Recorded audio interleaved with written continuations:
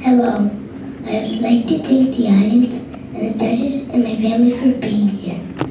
My topic is how optimism helps me overcome obstacles. For those who do not know me, I am a very optimistic person. What I do not know is when this optimistic character came to me. But I do know that this optimistic character brought me to this stage.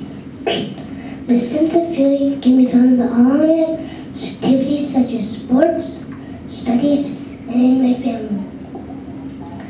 I would like to start my speech with a quote from Colin Powell. Perpetual optimism is a force multiplier.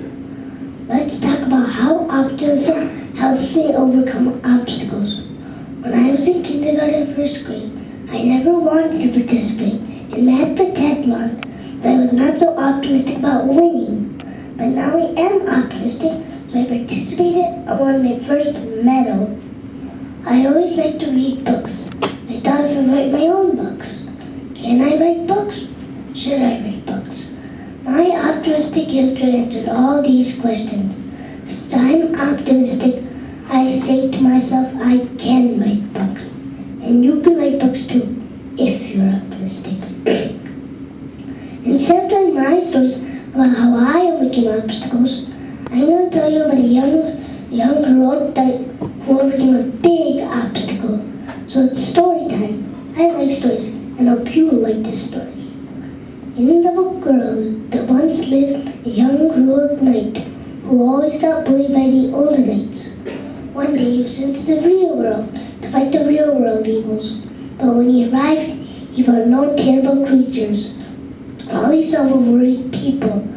It was like something terrible was about to happen. But at the end of the day, nothing terrible really happened. And now the young knight knows why he was forced to the real world. Because the older knights know that he cannot win the sport.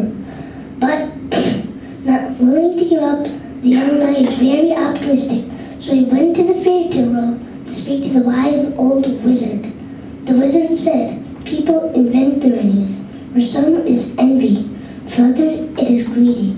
This is what makes the people pessimistic. I will set them free, said the young knight.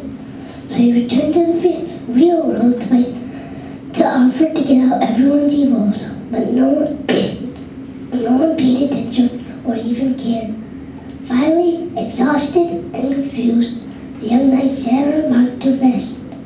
On his way back to his horse, he tripped on his sword, and it was like while he was balancing, it was like he was dancing like a clown.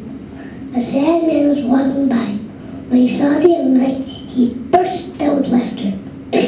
Right there, the young knight finally found a solution. All the people needed was a little smile and laugh that banished their negative feelings.